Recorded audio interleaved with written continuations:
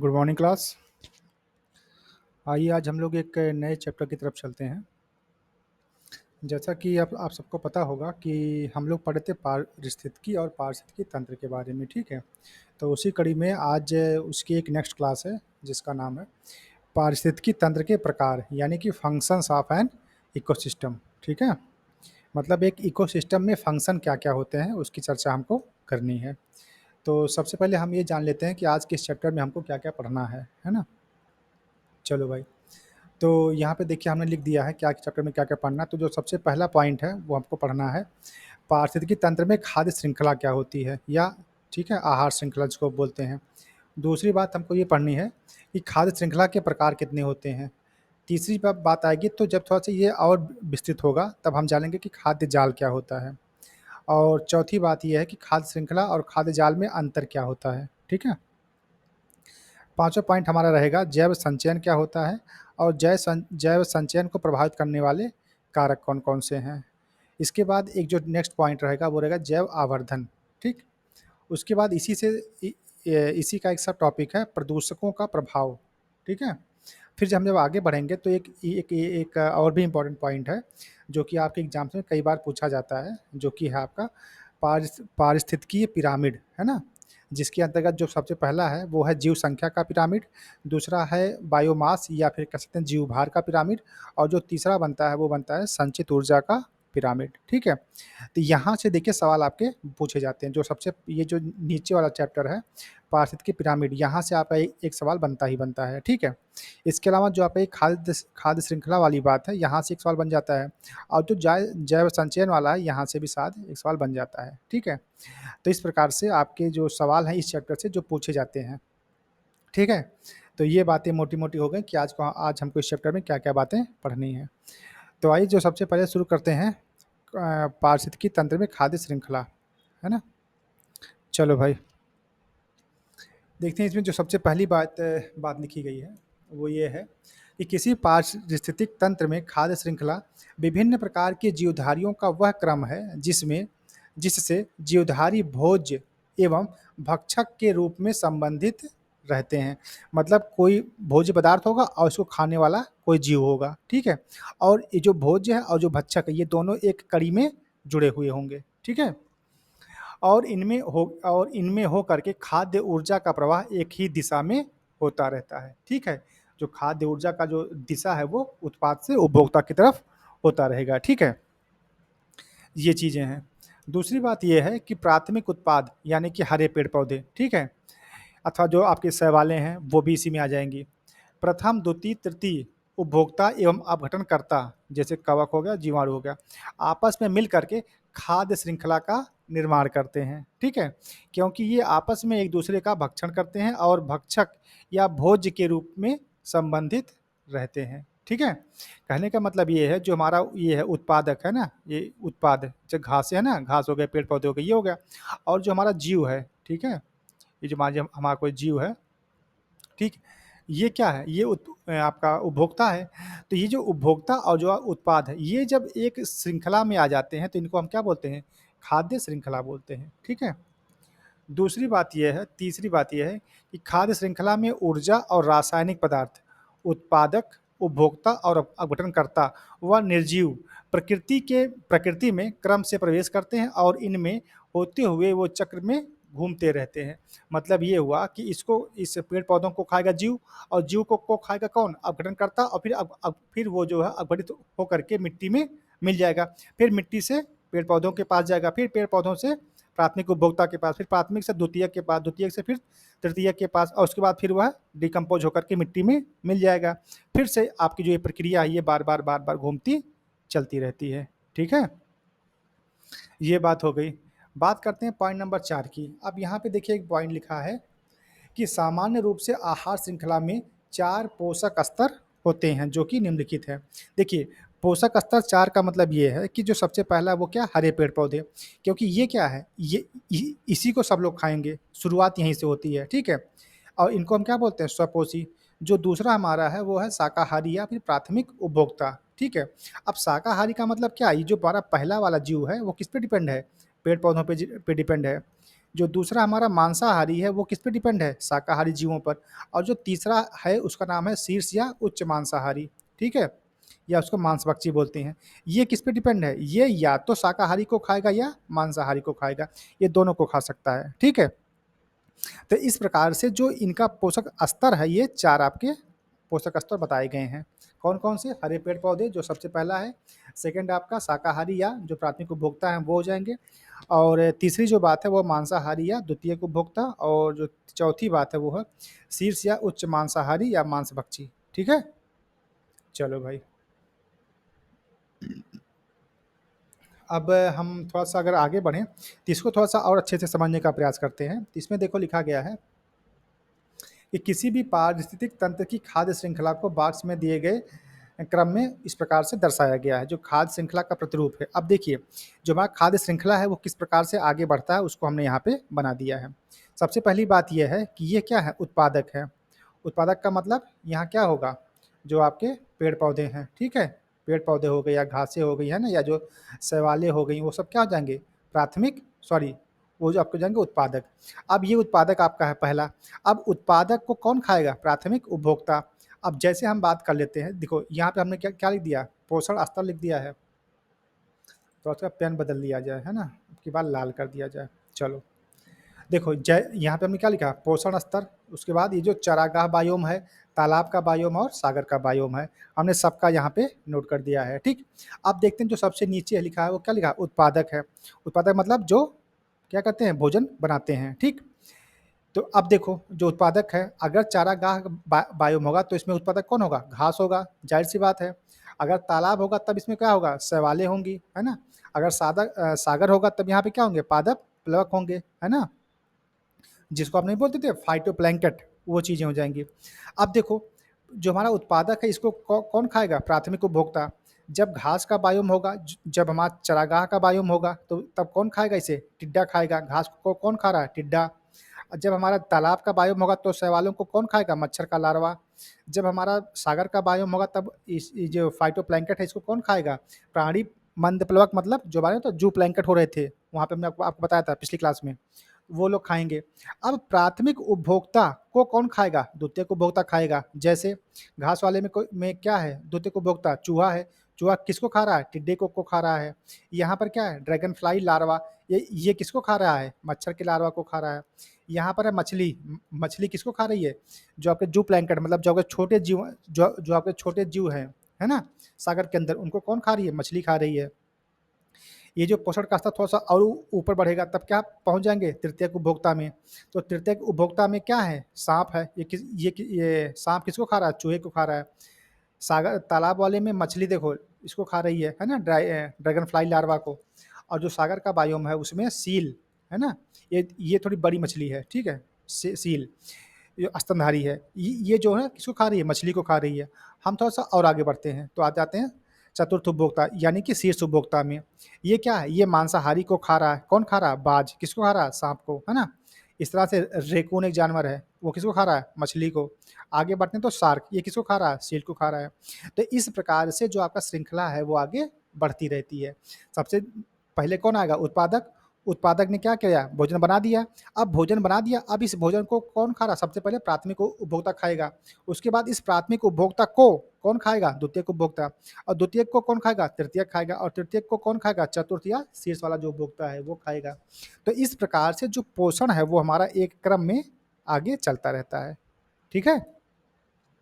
चलिए, तो इस प्रकार से हम लोग इसको समझ पाए हैं, और इसके लिए हमने आपको यहाँ पे 3 बायोम के बारे में भी समझा दिया, जो एक आपका घास का मैदान या जो चरागाह का बायोम है, और जो एक तालाब का बायोम और जो एक सागर का बायोम है, ठीक है? तो ये तो बात हो गई आपकी खाद्य श्रृंखला की। अब हम बात कर लेते हैं कि खाद्य श्रृंखला आखिर होती कितने प्रकार की, ठीक है? ये होती है आपकी 2 प्रकार की। पहला है उसका नाम है चारण खाद्य श्रृंखला, और जो दूसरा हमारा है वो अपरद या अपघटक खाद्य श्रृंखला, ठीक है? चारण में क्या-क्या होता है थोड़ा उसको भी जान लेते हैं, और जो अपरद है या जो अपघटक है थोड़ा उसको भी जान लेते हैं। इसमें देखते हैं जो चारण खाद्य श्रृंखला है, इसमें कह रहा है कि ऐसे उपभोक्ता जो भोजन के रूप में पौधों अथवा पौधों के भागों का उपयोग करके श्रृंखला आरंभ करते हैं। चारण खाद्य श्रृंखला का निर्माण करते हैं। ठीक है, मतलब यहाँ पे शाकाहारी की बात की जा रही है और प्रथम उपभोक्ता की बात कही जा रही है। प्रथम उपभोक्ता से होते हुए आगे उसको बढ़ाया जा रहा है। देखो जैसे घास हो गया, ये क्या है, उत्पादक है। घास को कौन खाया, टिड्डा। टिड्डा को कौन खाया, पक्षीगण। और पक्षीगण को कौन खाएगा, बाज। ठीक है, तो इस प्रकार से जो है आपका जो पहला वाला इसका डिवीजन है खाद्य श्रृंखला का, चारण खाद्य श्रृंखला, वो आगे बढ़ती चली जाती है ना। दूसरी अगर हम बात करें तो उसका नाम है अपघटक खाद्य श्रृंखला। इसमें क्या होता है, इसमें देखो ऐसा होता है, जो पहला था उसमें ये था कि जो हमारा भोज्य पदार्थ होगा वो क्या होगा, वो पौधे होंगे या पौधों के अन्य पार्ट होंगे। ठीक है, लेकिन यहाँ पर क्या होगा, यहाँ पर यह खाद्य श्रृंखला क्षय होते प्राणियों एवं पादप शरीर के मृत जैविक पदार्थों से आरंभ होकर के सूक्ष्म जीवों में तथा सूक्ष्म जीवों से अपघटक खाने वाले जीवों एवं अन्य परभक्षियों में पहुंचती है। अब देखिए जैसे मोटा मोटा आप ये समझ लीजिए कि यहाँ पर जो पहला जो स्टार्टिंग होती थी वो किससे होती थी, पादपों से होती थी। लेकिन यहाँ पर जो स्टार्टिंग होगी वो किससे होगी, वो जो आपके मृतप्राय जो जीव जंतु हैं या जो आपके पादप है वहां से होगी। ठीक है, उनको खाएगा कौन, अपघटक खाएंगे, और उन अपघटकों से वो श्रृंखला आगे बढ़ती हुई सूक्ष्म जीवों में जाएगी, और उन सूक्ष्म जीवों से आगे जो परभक्षी होंगे वो वहां तक वो बातें पहुंचती रहेंगी। ठीक है, चलिए अब थोड़ी सी हम बात कर, अच्छा हाँ, इसका जो एग्जाम्पल है आप वो भी जान लीजिए। एग्जाम्पल आपका कचरा। ठीक है, मतलब कचरा का मतलब जो मृतप्राय आपके जो जीव जंतु हैं या जो आपके पेड़ पौधे हैं, पादप हैं वो, अब इनको कौन खा रहा है ना, स्प्रिंग टेल एक छोटा सा कीटाणु है या जीवाणु का आप कह सकते हैं, वो है। अब उसको कौन खाएगा, छोटी मकड़ियाँ खाएंगी, है ना। अब फिर उसके बाद छोटी मकड़ियों को बड़ी मकड़ियाँ खाएंगी, उसके बाद वो मछली खाएगी, फिर उसके बाद और आगे बढ़ता ये क्रम चला जाएगा। ठीक, और यहाँ पर देखो एक नोट पॉइंट लिखा गया है कि एक उथले समुद्र के जीवों के समुदाय में संपूर्ण ऊर्जा का लगभग 80% भाग अपघटक श्रृंखलाओं में प्रवाहित होता है। ठीक है, तो ये तो बात हो गई आपकी खाद्य श्रृंखला के प्रकार की। अब हम लोग जानते हैं खाद्य जाल क्या होता है। आपने ये एक बात यहाँ पे आपने समझी कि जो हमारी खाद्य श्रृंखला है वो क्या है, एक दिशा में जा रही है। जैसे हमारा पौधा, फिर पौधे से जीव, फिर उस जीव से दूसरा जीव, फिर उससे आगे फिर तीसरा जीव, फिर उससे और आगे बढ़ा तो चौथा जीव। तो इस प्रकार से वह एक श्रृंखला के रूप में आगे बढ़ रही है। लेकिन हम जब बात करेंगे खाद्य जाल की, तब यहाँ पे थोड़ी सी बात इससे डिफरेंट हो जाएगी। कैसे होगी आइए देखते हैं। तो पारिस्थितिकी तंत्र में जो खाद्य श्रृंखला है उसके बाद अगर हम करें तो इसमें जो पहला पॉइंट लिखा गया है कि भोजन की दृष्टि से खाद्य श्रृंखला में उत्पादक पौधे, उपभोक्ता यानी कि जंतु एवं अपघटक, अपघटक में कौन कौन, कवक और जीवाणु के बीच घनिष्ठ संबंध होता है।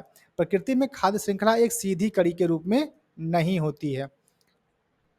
ठीक है, जो हमारी जो खाद्य श्रृंखला है प्रकृति में, अब जैसे यहाँ पे आप देख लीजिए, ये जो हमारा देखिए ये क्या है, पेड़ पौधे हैं, यहाँ पे आप देख पा रहे होंगे नीचे।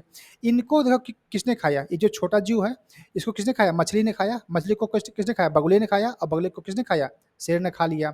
ठीक, यह भी देखो छोटे पेड़ पौधे हैं, इसको कौन खा रहा है, इसको जो है सीधे आपका जो है मेढक खा रहा है। मेढक को सांप भी खा सकता है और मेढक को बगुला भी खा सकता है।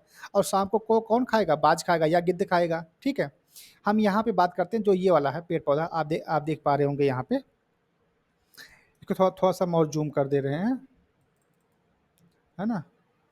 चलो इसको देखिए, अब ये देखो इसको इस पेड़ पौधे को, इस जो हमारा जो घास वाला पौधा है इसको कौन खा रहा है, चूहा खा रहा है।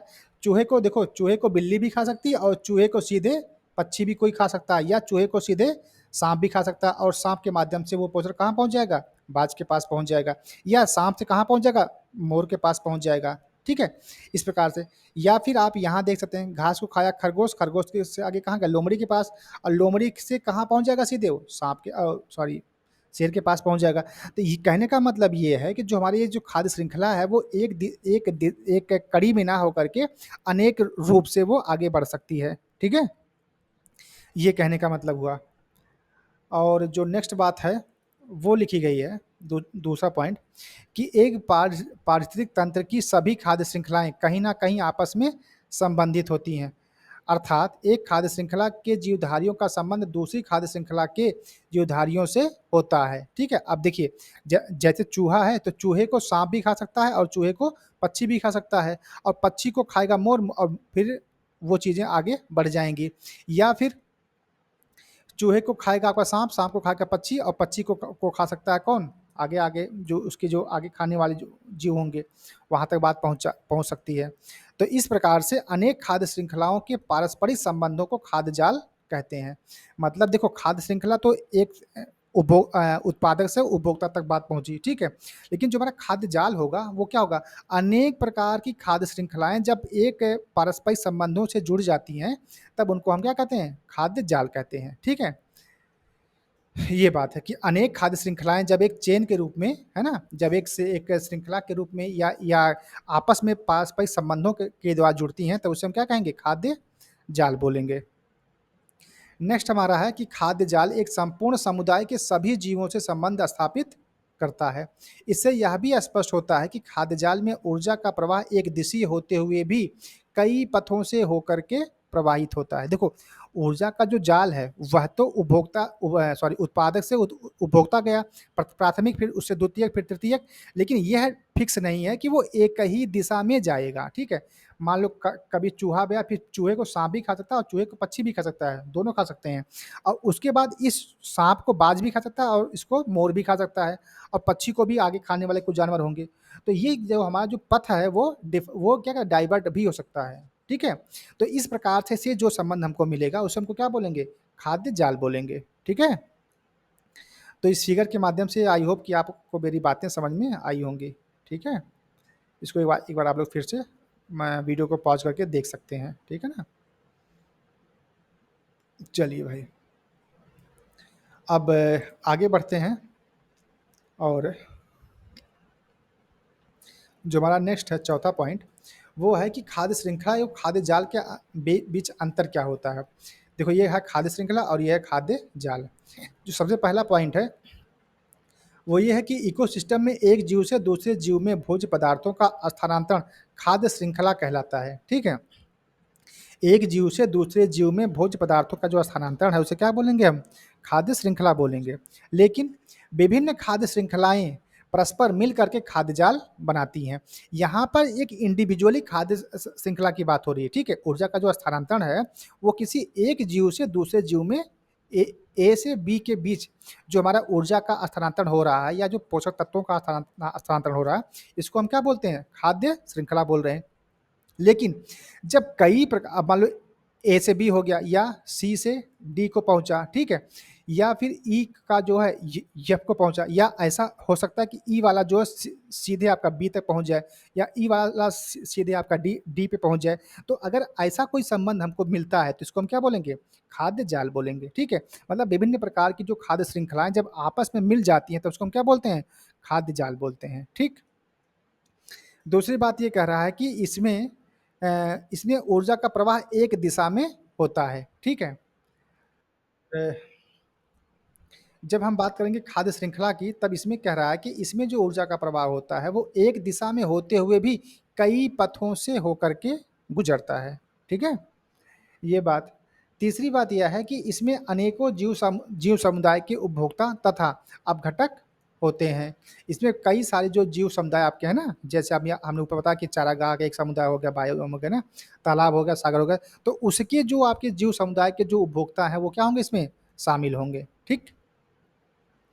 ये बातें, तो ये आपका जो है बेसिकली कुछ अंतर आपको यहाँ पे देखने को मिला होगा खाद्य श्रृंखला और खाद्य जाल के अंतर्गत।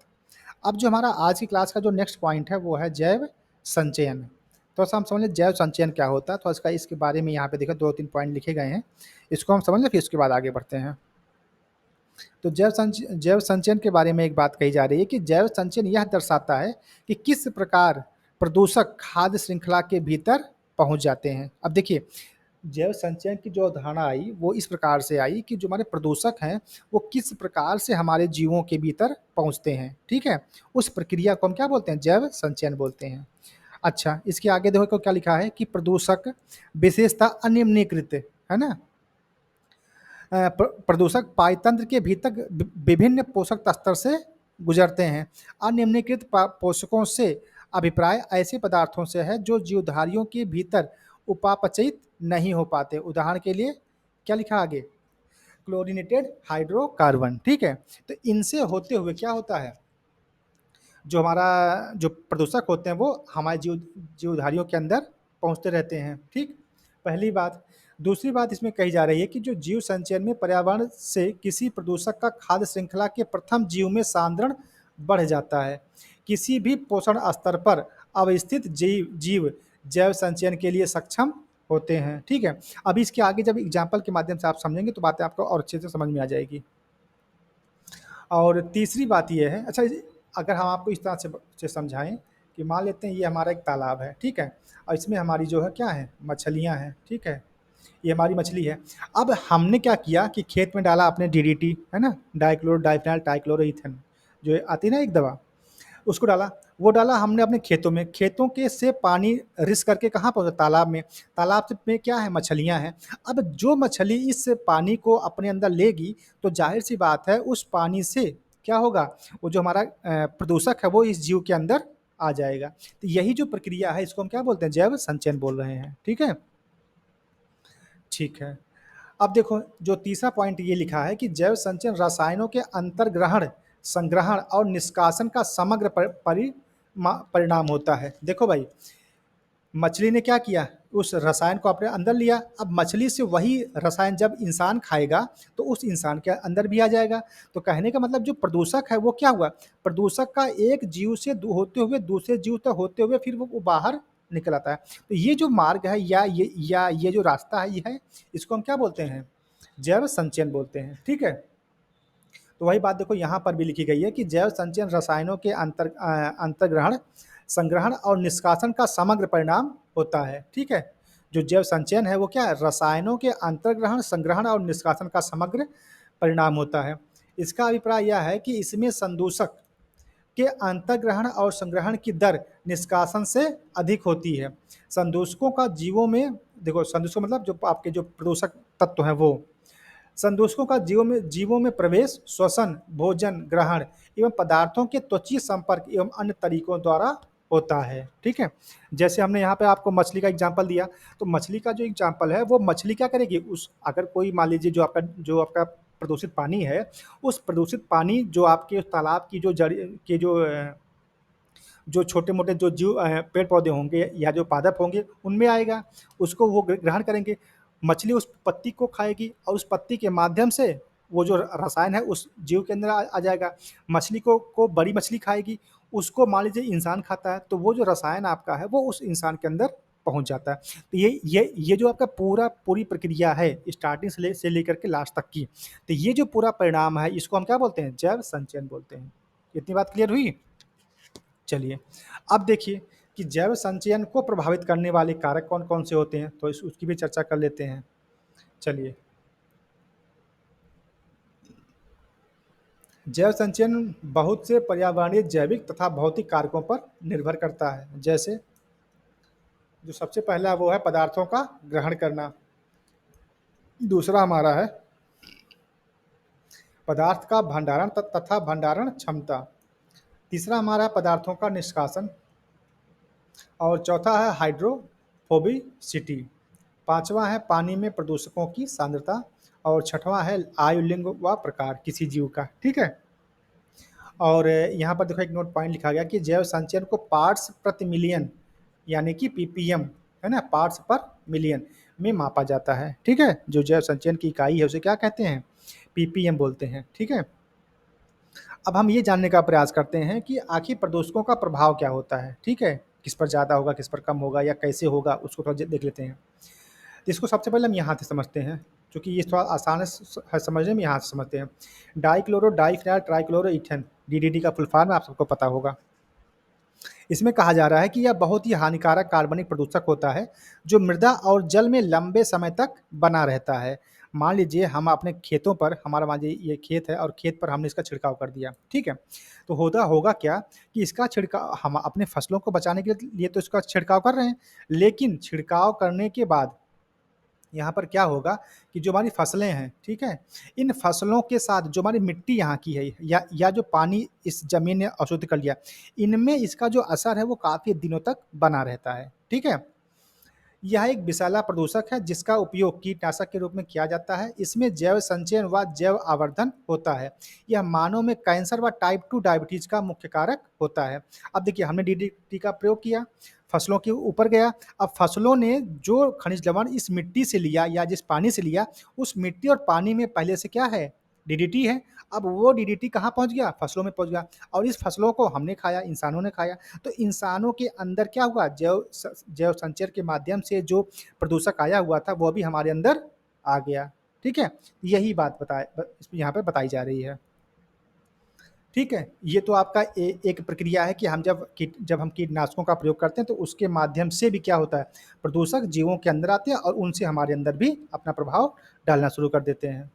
दूसरी बात यह है कि जो सहक्रिया है, सहक्रिया में क्या कहा जा रहा है कि जीव किसी समय एक प्रदूषक का अवशोषण कर सकता है, किंतु जब दो प्रदूषक मिल करके कोई विषैला प्रदूषक बनाते हैं जिसका प्रभाव अकेले प्रदूषक से ज़्यादा होता है, तो इस क्रिया को सहक्रिया कहते हैं। जैसे सीसा, जिंक व पारे की बढ़ी हुई मात्रा जलीय प्रोटोजोआ की वृद्धि को कम कर देते हैं, परंतु जब ये प्रदूषक एक साथ होते हैं तो इनका प्रभाव क्या होता है? अत्यधिक हो जाता है। ठीक है ना? कहने का मतलब ये है, जब कोई सिंगल प्रदूषक होगा तो उसका जो प्रभाव है वो क्या होगा? कम रहेगा। लेकिन जब वहाँ पे दो प्रदूषक एक साथ मिल करके काम करेंगे तो उसका जो प्रभाव होगा वो क्या हो जाएगा? बढ़ जाएगा। ठीक है ना? तो यही बात कही जा रही है। तीसरी अगर हम बात करें तो वो है पॉलीक्लोरिनेटेड बाइफिनाइल। ठीक? ये पीसीबी। इसके बारे में देखो क्या बताया जा रहा है कि इसका जो प्रयोग है वो मुख्यतः औद्योगिक उत्पादों में होता है। इसे बहुत से देशों में प्रतिबंधित कर दिया गया है। इसका प्रयोग पेंट, प्लास्टिक आदि बनाने में होता है। पीसीबी रासायनिक रूप से अस्थायी यौगिक है, इसलिए तीव्र गति में इसका जैव संचयन होता है। जलीय जीवों पर इसका प्रभाव अत्यधिक पड़ता है। देखो, ये कहाँ पे इसका प्रभाव पड़ता है? जलीय जीवों पर। ठीक है? यूरोपीय देशों में सील मछली पर इस रसायन का अत्यधिक नकारात्मक प्रभाव पड़ा है तथा इसकी मृत्यु इस हानिकारक रसायन के प्रभाव में आने से हो रही है। मानव स्वास्थ्य के लिए भी यह रसायन बहुत ही हानिकारक है। ठीक है? चलिए, तो ये कुछ बातें होगी आपके पीसीबी की। और जो चौथी बात है, ये है आपका भारी धातु। जब भारी धातुओं का जैवमंडल में प्रवेश होता है तो उनका ना तो विनाश होता है और ना ही वे निम्नीकृत होते हैं, मतलब डिकम्पोज होते हैं। जैसे पारा और कैडमियम, सीसा आदि भारी भारी धातुएं हैं जिनका प्रयोग जलीय पाचतंत्र तथा मनुष्य के स्वास्थ्य पर पड़ता है। ये प्रदूषक मनुष्य के विभिन्न प्रकार के रोगों का कारण भी बनते हैं। ठीक है? तो इस प्रकार से जो प्रदूषक हैं वो भिन्न भिन्न माध्यमों से क्या करते हैं? मानव जीवन पर या जो हमारा जो पर्यावास है, जो हमारा वातावरण है, ठीक है, या जो हमारा बायोम है, उसको क्या करते हैं? प्रभावित करते हैं। ठीक है? तो ये तो कुछ बातें रही आपके जैव संचयन की। अब हम बात करते हैं जैव आवर्धन की। ठीक है? जैव आवर्धन के बारे में थोड़ी सी बात कही जा रही है। एक पॉइंट में है कि जैव आवर्धन का अर्थ उस प्रवृत्ति से है जिसमें प्रदूषक जैसे जैसे एक पोषण स्तर से दूसरे पोषण स्तर पर जाते हैं, वैसे वैसे उनका सांद्रण भी बढ़ता जाता है। इस प्रकार जैव आवर्धन में आहार श्रृंखला की एक कड़ी में से अगली कड़ी में प्रदूषकों का सांद्रण बढ़ता जाता है। मतलब ये हुआ कि जो प्रदूषक है वो जब एक कड़ी से दूसरे में जाएगा, और दूसरे से तीसरे में जाएगा, तो उनका जो सांद्रण है वो क्या हो जाएगा? बढ़ता हुआ चला जाएगा। जैसे जैव आवर्धन होने के लिए प्रदूषकों में 4 तत्वों का होना आवश्यक है। कौन-कौन सा? दीर्घ स्थायित्व, गतिशीलता, विभिन्न प्रकार की वसा में विलयशीलता व सक्रियता। अब देखिए, यहाँ पर एक फिगर बनाया गया है। इस फिगर के माध्यम से आप ये देखिए, जैसे मान लीजिए कोई प्रदूषक है जिसका जो जैव संचयन जो माप है वो पीपीएम में लिखा, यहाँ पे देखो लिखा गया है 0.000003 है। ठीक है? और ये पानी में मिला हुआ। अब इस पानी से ये कहाँ पहुँचेगा? जू प्लैंकेट के पास पहुँचेगा, है ना? आप सबको पता है जू प्लैंकेट जो आपके छोटे जीव होते हैं वहाँ पहुँचेगा। तो जब ये पहुँचता तो यहाँ पहुँचेगा तो इनकी जो मात्रा है वो क्या हो जाएगी? बढ़ जाएगी, 0.04 पीपीएम हो जाएगा। फिर यहाँ जू प्लैंकेट से जब स्मॉल फिश में पहुँचेगी तो उसकी जो मात्रा है वो 0.5 पीपीएम हो जाएगी। फिर वहाँ से जब बड़ी मछली में पहुँचेगा तो वो 2 पीपीएम हो जाएगा। और लेकिन जब यहाँ से यही प्रदूषक ऊपर पहुंचेगा, जो बड़े पक्षी हैं वहाँ क्या हो जाएगा 25 ppm हो जाएगा। तो इसी को कहा जा रहा है जो आपका जैव आवर्धन है वो क्या होगा, एक कड़ी से जब दूसरी कड़ी में पहुंचता है तो उसका जो मान है वो या जो उसकी सांद्रता है वो क्या हो जाती है, बढ़ जाती है। ठीक है, वही बात देखिए यहाँ पर, इस जो बातें भी हमने आपको बताई है वही बात यहाँ पर लिखी गई है। ठीक, चलिए अब इसके बाद जो सबसे इम्पोर्टेंट पॉइंट है इस चैप्टर का वो है पारिस्थितिकी पिरामिड। तो आइए समझते हैं कि पारिस्थितिकी पिरामिड होते क्या हैं, इकोलॉजिकल्स, जो इकोलॉजिकल पिरामिड्स हैं वो आखिर होते क्या हैं। आइए देखते हैं। जो सबसे पहली बात है वो है कि खाद्य श्रृंखला में क्रमिक उच्च पोषण स्तरों में प्रजातियों की संख्या, देखो पहला लिखा ना प्रजातियों की संख्या, सकल बायोमास तथा ऊर्जा की सुलभता एवं प्राप्यता में इस तरह से ह्रास होता है कि उनका एक पिरामिड जैसा आकार बन जाता है। इसी को क्या बोलते हैं, पारिस्थितिकीय पिरामिड बोलते हैं। ठीक है, अब देखिए ये जो हमारे पिरामिड्स होते हैं वो 3 प्रकार के होते हैं। कौन कौन से होते हैं, जीव संख्या का पिरामिड, दूसरा हमारा जीव भार या बायोम का पिरामिड, और जो तीसरा हमारा वो है संचित ऊर्जा का पिरामिड। और यहाँ इन तीनों पिरामिड में से एक सवाल कहीं ना कहीं कभी ना कभी पूछा ही जाता है, चाहे आपका आर का एग्जाम हो, चाहे आपका लोअर पीसीएस हो, चाहे बीईओ हो, चाहे आपका पीसीएस का पेपर हो। ठीक है, चलो तो आइए समझते हैं। जो सबसे पहला है वो हमारा जीव संख्या का पिरामिड। अब देखिए जीव संख्या का जो पिरामिड है वो उल्टा बनेगा कि सीधा बनेगा, ये साफ साफ पूछ देता है कि जीव संख्या का पिरामिड का उल्टा बनता है या सीधा बनता है, ये बातें पूछी जा रही हैं। तो आइए समझते हैं। तो इसमें प्राथमिक उत्पादों उत्पादकों और विभिन्न स्तरों के उत्पादकों की संख्या के बीच का संबंध दर्शाया जाता है। संख्या पिरामिड सीधा व उल्टा दोनों प्रकार का बनता है। अब देखो सीधा कहाँ बनेगा, उल्टा कहाँ बनेगा। सबसे पहली बात वो है सीधा संख्या पिरामिड। इसमें क्या कह रहा है कि इस पिरामिड में बढ़ते हुए पोषण स्तरों के साथ जीवों की संख्या में अत्यधिक कमी होती जाती है। संख्या पिरामिड में इस प्रकार के पिरामिड आधार पर अत्यधिक चौड़े और शीर्ष पर अत्यधिक नुकीले हो जाते हैं, जैसे घास का मैदान, फसल पायतंत्र व तालाब। अब इसका एग्जाम्पल आपको याद रखना है, क्यों, क्योंकि ये चीज़ जो है मोस्ट इंपॉर्टेंट है। ठीक है, एग्जाम में आपको ये आता है कि सीधा संख्या पिरामिड किस पायतंत्र में बनता है, तो उसके लिए आपको याद करना होगा जो हमारा घास का मैदान है। देखिए यहाँ पर हमने एक फिगर भी बना रखा है। तो जैव संख्या का जो सीधा पिरामिड है वो देखो यहाँ पे तालाब है। ठीक है, तालाब में क्या है, यहाँ पर जो है जीवों की संख्या क्या है, ज़्यादा है। ठीक है, यहाँ पर उसके ऊपर बढ़ोगे तो जीवों की संख्या कम हुई, फिर और ऊपर बढ़ोगे तो और कम हुई, फिर यहाँ पर और कम हुई, फिर जो सबसे ऊपर है वहाँ पे संख्या क्या हो गई, बहुत कम हो गई। ठीक है, जीव संख्या की बात हो रही। उसी प्रकार से जो घास है, अब देखो घास में क्या जो आपके छोटे मोटे कीड़े मकोड़े हैं वो क्या होंगे, उनकी संख्या बहुत ज़्यादा होगी। और उसके ऊपर जब आप बढ़ोगे तो उन कीड़े मकोड़ों को खाने वाली जो संख्या होगी वो क्या होगी, और कम होगी। फिर आप जब सबसे ऊपर ऊपर बढ़ जाओगे तो यहाँ पर जो जीवों की संख्या होगी वो क्या होगी, सबसे कम होगी। तो कहने का मतलब जो हमारा ये है, देख पा रहे हैं आप लोग, है ना, जो पोषण का स्तर है वो क्या हो रहा है, जिस जिस तरह से आगे बढ़ रहा है तो उसमें क्या आ रही, कमी आ रही है। ठीक है, ये बातें आपको यहाँ पे समझनी चाहिए।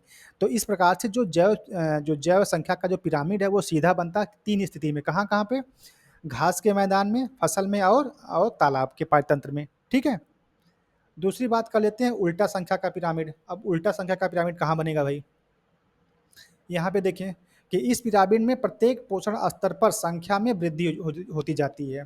इसमें क्या होगा कि जो पोषण का स्तर है उसमें क्या होगी, वृद्धि होती चली जाएगी, है ना, जो जंतुओं की संख्या है उसमें क्या होगी, वृद्धि होगी। इस प्रकार का पारिस्थितिकी तंत्र पिरामिड वनों में पाया जाता है, जहां वृक्षों का आकार बड़ा होने पर उन पर निर्भर जंतुओं की जो संख्या है वो अधिक होती जाती है। यह पिरामिड आधार पर नुकीला तथा शीर्ष पर अत्यधिक चौड़ा होता है, जैसे जंगल व एक वृक्ष के पायतंत्र में इस प्रकार का पिरामिड देखा जाता है। कई बार एग्जाम में पूछा गया कि एक वृक्ष का जब पिरामिड बनेगा तो उसमें क्या होगा, वो उल्टा बनेगा कि सीधा बनेगा। अब देखो हम पहले हम एक वृक्ष की बात कर लेते हैं। मान लेते हैं हमारा यही पेड़ है, अब एक वृक्ष है, अब इस पे ना जाने कितने क्या होंगे, पक्षियाँ होंगे, और उन पक्षियों को ऊपर जो छोटे मोटे कीड़े मकोड़े या जो जो है ना वो हो जाएंगे, उसके ऊपर जो अन्य परजीवी हमारे हैं, उच्च परजीवी हैं, वो रहेंगे। इसी प्रकार से अगर मान लेते हैं हमारी एक बाग है, ठीक है, ठीक, मान लेते हैं ये हमारा पेड़ पौधे वाली जो कई सारे हमारे बाग हैं, ठीक है। अब देखो ये हमारा बाग हो गया।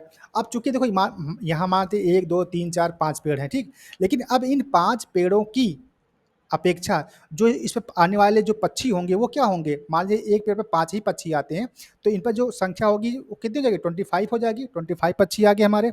अब इन 25 पक्षियों को खाने वाले जो हमारे परजीवी होंगे उनकी संख्या उनसे भी ज़्यादा होगी, है ना।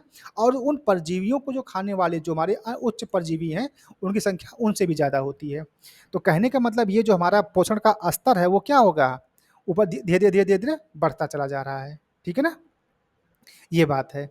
आपने देखा हुआ होगा जो तालाब है तो तालाब की तलहटी में क्या होगी, संख्या ज़्यादा होगी, ठीक है। लेकिन यहाँ पर क्या है, यहाँ पर वृक्षों के ऊपर संख्या धीरे-धीरे बढ़ती जा रही है। तो इस नाते जो है यहाँ पर जो जैव संख्या की जब हम बात करेंगे और उसमें उल्टा बनने की बात करेंगे, तो उसमें हम 2 की बात करेंगे। एक आता है हमारा जंगल का पारितंत्र और एक आता है हमारा एक वृक्ष का पारितंत्र। और इन दोनों में जो हमारा पिरामिड बनता है वो कैसा बनता है, उल्टा बनता है, ठीक है। इस बात को आप लोग याद रखिएगा और यहाँ से सवाल पूछा भी गया है। इतनी बात क्लियर है? ये आपका था जैव संख्या का उल्टा पिरामिड। ये कहाँ बनेगा, जंगल में और एक वृक्ष के पारितंत्र में। अब हम बात करते हैं तीसरी, अब जैव भार की बात कर रहे हैं, बायोमास, ठीक है ना। अभी तक हमने इसकी संख्या की बात की है। अब उसमें जो जो जानवरों का जो घनत्व है ना, उसकी बात कर रहे हैं, बायोमास की बात कर रहे हैं। यहाँ पर क्या होगा भाई, आओ देखो, सबसे पहली बात है उसमें कह रहा है कि पारिस्थितिकी तंत्र में खाद्य श्रृंखला तथा खाद्य जाल के सभी पोषण स्तरों पर भंडारित समस्त जीवों के सकल भार के प्रदर्शन तथा अध्ययन के लिए बायोमास पिरामिड का प्रयोग किया जाता है। इसके अंतर्गत संख्या के स्थान पर उनके सकल भार को सम्मिलित किया जाता है। देखो अब यहाँ पर संख्या के ना लेकर के हम उसके भार की बात कर रहे हैं, ठीक है। इसमें देखो क्या बातें हैं, सेकंड में क्या कहा जा रहा है कि बायोमास पिरामिड को निर्धारित करने के लिए प्रायः प्रत्येक पोषण स्तर पर मौजूद समस्त जीवों को एकत्रित करके उनके शुष्क भार का मापन किया जाता है। इस विधि द्वारा जीवों के आकार के अंतर की समस्या दूर हो जाती है, क्योंकि इसमें पोषण स्तर के सभी प्रकार के जीवों का मापन किया जाता है। और बायोमास को जो मापने का मात्रक है उसे क्या बोलते हैं, ग्राम प्रति मीटर बोलते हैं, ठीक है, कि 1 मीटर स्क्वायर में कितने ग्राम जीव हमारा है।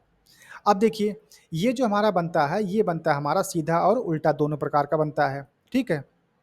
सीधा कब बनेगा, उल्टा कब बनेगा, ये भी समझ लेते हैं। सीधा बायोमास पिरामिड, स्थल पर पाए जाने वाले अधिकतम पाइतंत्रों के लिए बायोमास के पिरामिड में एक बड़ा आधार प्राथमिक उपभोक्ताओं का होता है तथा शीर्ष पर एक लघु पोषण स्तर पाया जाता है। जैसे वन और घास के पिरामिड सीधे बनेंगे, ठीक है। और देखो जब घास की बात आए तो वहीं साथ में एक बात और भी जोड़ लिया करो, फसल, ठीक है। चूंकि वन, घास और फसल, ठीक है, कि पिरामिड जो है वो सीधे बनेंगे। अब देखो जैसे यहाँ पर देखो लिखा ना कि जो हमारा उत्पादक है वो कितना है, मान लेते हैं 1000 ग्राम है। अब इस 1000 ग्राम को खाने वाले जो हमारे जीव हैं उनका भार कितना होगा, 100 किलोग्राम होगा, जो हमारा शाकाहारी या जिनको हम प्राथमिक उपभोक्ता बोलते हैं। अब इनको खाने वाले जो जीव होंगे उनका भार कितना है, 10 किलोग्राम। और उसको जब वो ऊपर बढ़ेगा तब क्या हो जाएगा, 1 किलोग्राम मान लेते हैं, ठीक है। तो इस प्रकार से जो हमारा वो है पिरामिड है वो ऊपर की तरफ बन रहा है, ठीक है, सीधे सीधा बन रहा है। तो इसको हम बोलते हैं बायोमास का सीधा पिरामिड, ठीक। बात कर लेते हैं बायोमास का उल्टा पिरामिड, इसकी बात कर लेते हैं। इसमें क्या चीज़ें हैं भाई, देखिए जलीय पारिस्थितिकी तंत्र में बायोमास का पिरामिड उल्टा हो सकता है, क्योंकि जलीय पारितंत्र के उत्पादक सूक्ष्म पादप प्लवक होते हैं, ठीक है, आप सबको पता है। यहाँ पर देखो होता क्या है, यहाँ पर हम उसके भार की बात करें, संख्या की बात नहीं, संख्या की जब बात होगी तब तो ये आपका सीधा बन जाएगा।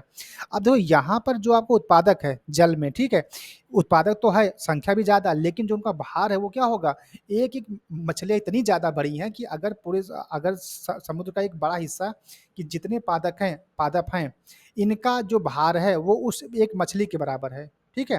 तो इस प्रकार जो हमारा ये पारिस्थितिक तंत्र है इसमें उल्टा बनता है। तो वही बात यहाँ पर आपसे कही जा रही है कि जलीय पारिस्थितिक तंत्र में बायोमास का जो पिरामिड है वो उल्टा हो सकता है, क्योंकि जलीय पारितंत्र के उत्पादक सूक्ष्म पादप प्लवक होते हैं जो तीव्र गति से वृद्धि करते हुए जन्म करते हैं। इसमें बायोमास के पिरामिड का आधार छोटा होता है और किसी भी समय उपभोक्ता का बायोमास प्राथमिक उत्पादक के बायोमास से अधिक होता है, जैसे तालाब का जैव भार। अब देखो यहाँ पे क्या बताया जा रहा है, ये देखिए, आपका जो नीचे का जो हिस्सा है, जहाँ पर उत्पादक हैं, इनकी संख्या तो ज़्यादा है, लेकिन उनका जो भार है, वो क्या है? कम है। और हम जब उससे ऊपर बढ़ते हैं, तो जो शाकाहारी मछलियाँ हैं या जो छोटी मछलियाँ हैं, ठीक है? इनका भार क्या है? इनसे कुछ ज़्यादा है। लेकिन जो सबसे ऊपर हम जब आते हैं, जहाँ पे जो सबसे ऊपर होते हैं, वहाँ पे बड़ी-बड़ी मछलियाँ पाई जाती हैं ना, शार्क वगैरह, है ना? डॉल्फिन वगैरह। तो उनका जो भार है, वो क्या है? वो सबसे ज़्यादा है। तो अगर हम जैव भार की बात करेंगे, तो क्या हो जाएगा? भार जितना ही देखिए, अभी हम जो कल कल की क्लास में आपसे आपको पढ़ा रहे थे, तो वहाँ पर हमने आपको एक बात बताई थी कि जो हमारे जो सतह की पानी है, उसमें क्या होते हैं? वहाँ के जो जीव होते हैं, वो बड़े जीव पाए जाते हैं, ठीक है? तो जब बड़े जीव पाए जाएँगे, तो वहाँ उनका जो वज़न है, वह भी तो ज़्यादा होगा ना भाई, सीधी-सी बात है। तो इस प्रकार से जो बायोमास का जो उल्टा पिरामिड है, वो कहाँ बनेगा? तालाब में बनेगा या सागरों में बनेगा, ठीक है? ये बात हो गई। अब हम चलते हैं आगे और जानते हैं आज का जो है लास्ट, वो है संचित ऊर्जा का पिरामिड। संचित ऊर्जा के पिरामिड में क्या बातें होती हैं? 2 बातें आपको क्लियर हो गई ना भाई? देखो, एक जो हमने पहला पढ़ाया आपको, वो आपका था जीव संख्या का पिरामिड, जिसमें उल्टा और सीधा दोनों बनता है। ये चीज़ें हमने आपको यहाँ बता दी हैं। और जो आपका जैव मास का जो आपका पिरामिड है, वह भी उल्टा और सीधा बनता है, यहाँ पे आपको दिखा दिया गया है। और जो तीसरी बात है, वो है आपका संचित ऊर्जा का पिरामिड। इसमें जो है एक ही बनेगा और वो बनेगा बिल्कुल सीधा, ठीक है? क्यों बनेगा, उसकी बात आपको मैं बता रहा हूँ। क्योंकि देखिए, जो सबसे पहली बात इसमें लिखी गई है कि जो पिरामिड किसी पारिस्थितिकी तंत्र के विभिन्न पोषण तलों के जीवधारियों द्वारा प्रयोग में लाई गई ऊर्जा के संपूर्ण परिमाण का बोध कराता है, उसे संचित ऊर्जा का पिरामिड कहते हैं। अब देखो, इसमें कह रहा है कि जो पिरामिड किसी पारिस्थितिक तंत्र के विभिन्न पोषण तलों के जीवधारियों द्वारा प्रयोग में लाई गई ऊर्जा के संपूर्ण क्वांटिटी या संपूर्ण मान को जब दिखाता है, तो उसको हम क्या बोलते हैं? संपूर्ण संचित ऊर्जा का पिरामिड बोलते हैं। देखो, जैसे यहाँ पर देखो, जो सबसे नीचे है, वो क्या है? प्राथमिक उत्पादक है। हाँ, उत्पादक है। उसके बाद जो पहला पहला वाला पार्ट है, ये है प्राथमिक उपभोक्ता का। उसके बाद जो दूसरा है, वह है द्वितीयक उपभोक्ता। इसके बाद तृतीयक, उसके बाद शीर्ष वाला है, ठीक है? अब क्या होगा, यहाँ पर जो ऊर्जा है, वो क्या होगी? सबसे ज़्यादा ऊर्जा होगी। फिर यहाँ पर वो ऊर्जा क्या हो जाएगी? कम हो जाएगी। फिर यहाँ पे और कम हो जाएगी, फिर यहाँ पर और कम, फिर यहाँ पर और कम। तो इस प्रकार से जो हमारा पिरामिड बनता है, उसे हम क्या बोलते हैं? संचित ऊर्जा का पिरामिड। जैसे अभी जब हम पिछली क्लास में आपको पढ़ा रहे थे, तो वहाँ पे हमने एक बात बताई कि सूर्य से जो भी ऊर्जा आती है इनके पास, प्राथमिक उपभोक्ता जो हमारे पेड़-पौधे या जो हमारे स्वपोषित हैं पादप, उनके पास आती है। ये क्या करते हैं, उस ऊर्जा का जो है 10% लेकर के बाकी ऊर्जा क्या होती है, वो बाहर ऊष्मा के रूप में, है ना? या कहीं किसी और रूप में वो हटा देते हैं। फिर वो उस 10 का आगे जो है, जो हमारा जो प्राथमिक उपभोक्ता है, उस 10 का सिर्फ़ 10% ले पाता है। उसके आगे का जो उपभोक्ता, वह भी इस 10 का सिर्फ़ 10% ले पाएगा, बाकी जो 90% ऊर्जा है, वो खत्म हो जाएगी। ये जो 10% का जो ऊर्जा स्थानांतरण का जो नियम है, इसको हमने पिछली क्लास में बहुत डिटेल में आपको समझाया था, ठीक है? तो वही बात यहाँ पर बताई जा रही है। अब जब हम इन सब का एक संयुक्त भार या जो संयुक्त परिणाम है, जब उसको हम देखेंगे, तब हम ये पाएँगे कि हमारा जो पिरामिड है, वह बिल्कुल सीधा बन रहा है, ठीक है? यही बात हमको हमको इसमें बतानी थी। तो जो पहली बात आपको बता दिए, देखो, दूसरी बात इसमें कही जा रही है कि यह ऊर्जा प्रायः एक इकाई भाग में एक निश्चित समय में देखी जा सकती है और ऊर्जा पिरामिड सदैव सीधा बनता है। इसमें कुछ उल्टा वाली बात नहीं होती है, ठीक है? और ये कई बार एग्ज़ाम में पूछा भी गया है, क्योंकि इसमें समय यानी कि टाइम फैक्टर का सदैव ध्यान रखा जाता है, जो कि लगभग निश्चित होता है। इसमें देखो, जो अभी हमने आपको 10% वाली बात बताई है, वही बात देखो यहाँ पर लिखी भी गई है, पॉइंट नंबर 3 में। इसको समझ लेते हैं। प्राथमिक उत्पादक सूर्य की ऊर्जा को पहले रासायनिक ऊर्जा में परिवर्तित करते हैं, जो कार्बनिक पदार्थों के रूप में होती है। हरे पेड़-पौधे केवल 10% ऊर्जा ही अपने में संचित कर पाते हैं। जो शेष 90% है, वो विभिन्न जैविक क्रियाओं में प्रयोग में आ जाती है, ठीक है? या ऊष्मा के रूप में बाहर निकल जाती है। यही 10% ऊर्जा विभिन्न श्रेणी के उपभोक्ताओं में स्थानांतरित होती है। हर पोषण तल पर ऊर्जा क्रमशः घटती जाती है, क्योंकि प्रत्येक पोषक तल के जंतु केवल 10% ऊर्जा ही अगले पोषण तल को दे पाते हैं। शेष सभी पोषण तलों से 90% ऊर्जा क्या हो जाती है? उपभोग हो जाती है। तो इसीलिए आप लोगों से कहा जाता है कि जितना ही आप हरी साग-सब्जियाँ खाएँगे या जो हमारे पेड़-पौधे हैं या जो पादप पे आप जब निर्भर रहेंगे तो आपकी जो ऊर्जा होगी वो ज़्यादा होगी। लेकिन अगर आप वहीं पर इन पेड़-पौधों की अपेक्षा अगर आप जीवों पे अपना भोजन के लिए डिपेंड हैं, तो वहाँ पे जो आपका ऊर्जा है वो क्या हो जाएगी? कम हो जाएगी। ठीक है? और चौथी बात ये लिखिए कि सभी पारिस्थितिक तंत्रों में प्राथमिक उत्पादों की संख्या समय के साथ-साथ बढ़ती जाती है, इसलिए निश्चित समय के बाद इनके द्वारा संचित एवं ली गई ऊर्जा सबसे अधिक होती है। इसी कारण प्राथमिक उत्पादों को सीधे पिरामिड के चौड़े आधार की ओर दिखलाया जाता है, ठीक है? ये है आपका ऊर्जा का पिरामिड। मतलब जो आपका प्राथमिक जो उत्पादक है, यहाँ पर सबसे ज़्यादा ऊर्जा होगी, इसके बाद जितना ही आप ऊपर जाएँगे, वहाँ पर क्या हो गया, ऊर्जा का ह्रास होता चला जाएगा और इस प्रकार से हमको जो जो भी पिरामिड मिलेगा, उसका आकार कैसा होगा? बिल्कुल सीधा होगा, ठीक है? ये कुछ बातें जो आज की क्लास में आपको पढ़नी थी, ठीक? तो आई होप कि आपको हमारी बातें समझ में आई होंगी, ठीक है? और आज की क्लास इम्पोर्टेंट भी थी और क्योंकि यहाँ से सवाल कई बार पूछे गए हैं, ठीक है? तो ठीक है दोस्त, अब जो हम लोग इस क्लास की पीवाईक्यू करेंगे अपनी अगली क्लास में, ठीक है? तो ठीक है फिर धन्यवाद, नमस्कार, आज के लिए इतना ही, बाकी चीज़ें कल की क्लास में।